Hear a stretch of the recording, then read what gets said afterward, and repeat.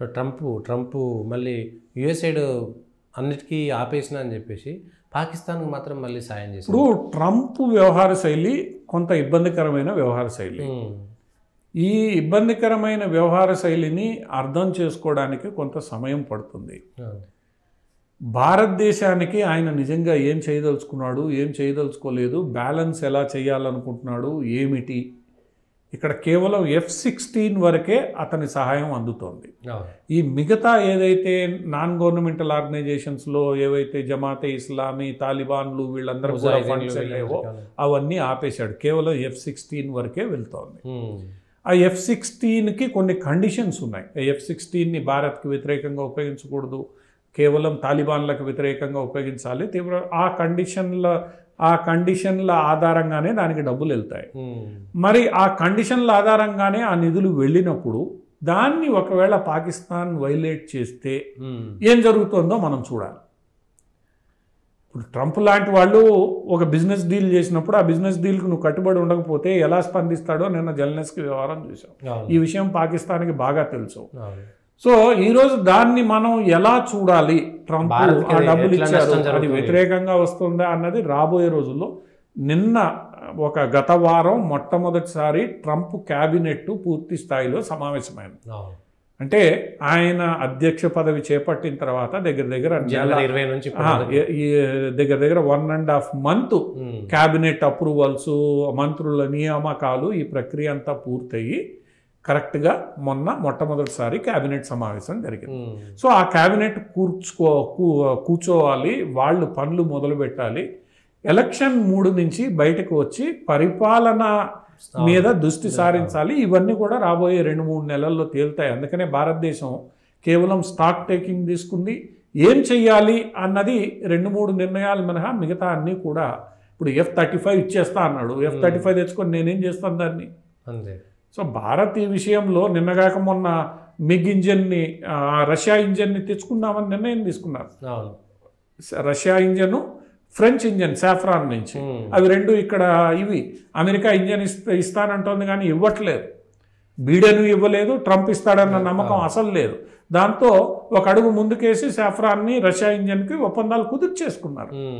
So అంటే దాని అర్థమైందంటే ట్రంప్ ఏం చేస్తాడు, ఏం చేయలేదు అన్న అంచనా భారత్కు ఉంది.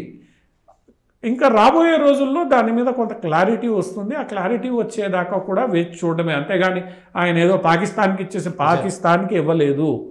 కేవలం ఆ F-16 ప్రోగ్రామ్కి సంబంధించినవే ఉన్నాయి. F-16లు కొన్ని కండిషన్లతోనే ఇవ్వడం జరిగింది. అదేదో భారత్ని వ్యతిరేకించేస్తున్నాడు, ఇది కాదు. ట్రంప్ వ్యవహార శైలి ఇంకా పూర్తిగా బయటికి రావాలి. ట్రంప్ ప్రభుత్వం ఎలా పనిచేస్తుంది, దాని అజెండా ప్రస్తుతానికి అమెరికాలో ఇన్ఫ్లేషన్ తగ్గించడం, అమెరికాలో డబ్బులు ఇవ్వడం, అమెరికాకి నిధులు సేకరించడం, ఇదే ట్రంప్ ఆలోచన.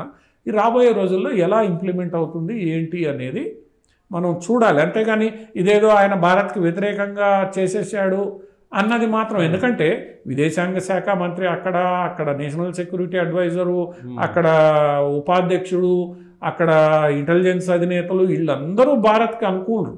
భారత్ అనుకూలురు, పాక్ వ్యతిరేకులు ఓపెన్ గా మాట్లాడేవాళ్ళు. భారత్కి మద్దతుగా గత దశాబ్దాలుగా ఓపెన్ గా మాట్లాడుతున్న వ్యక్తులు, చైనా పాకిస్తాన్కి వ్యతిరేకంగా మాట్లాడేవాళ్ళు, వాళ్ళందరూ ఉన్నారు. ఇది ఏదో ఇప్పుడు ఒక్క నిర్ణయం కాదు. రాబోయే రోజుల్లో అదంతా ఒక పద్ధతి స్ట్రీమ్ లైన్ అయ్యి ఏం జరుగుతుంది అనేది చూడాలి. అంతేగాని ఎర్లీ కన్క్లూజన్స్కి వచ్చేసి ఆ కంక్లూజన్స్ ఎవరు ఇక్కడ క్రియేట్ చేస్తున్నారు?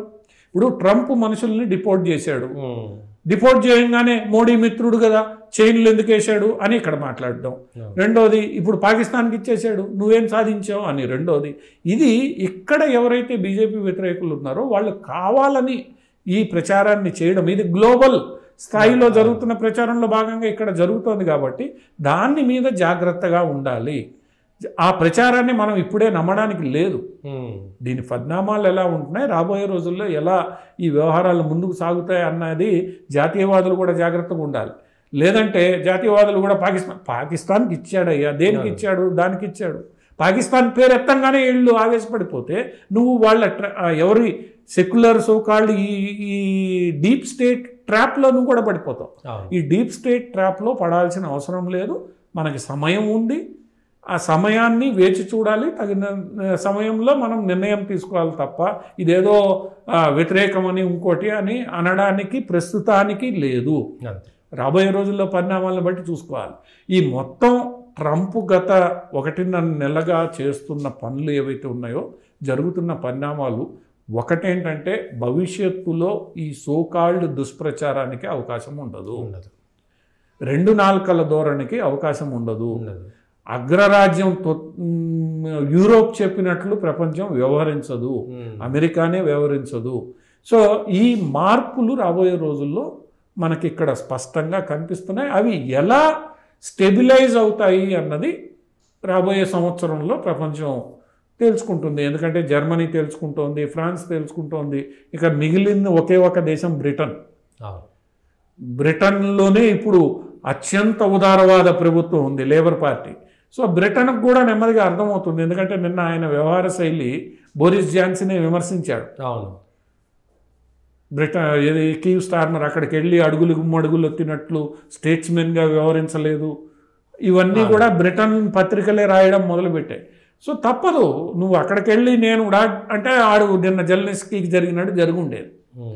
అందువల్ల ఏంటంటే అర్థం చేసుకొని ఈరోజు మారాల్సిన బాధ్యత ఈరోజు ఈ సోకాల్డ్ ఈ నెట్వర్క్లో భాగస్వాములుగా ఉన్న దేశాలు కావచ్చు, లేదా ఈ పార్టీలు కావచ్చు, వ్యక్తులు కావచ్చు, వీళ్ళు అర్థం చేసుకోవాలి. అది అర్థం చేసుకుని మార్పుని అంగీకరిస్తే వాళ్ళకి భవిష్యత్తు ఉంటుంది, లేదంటే వాళ్ళు ఎవరికి కూడా భవిష్యత్తు ఉండదు.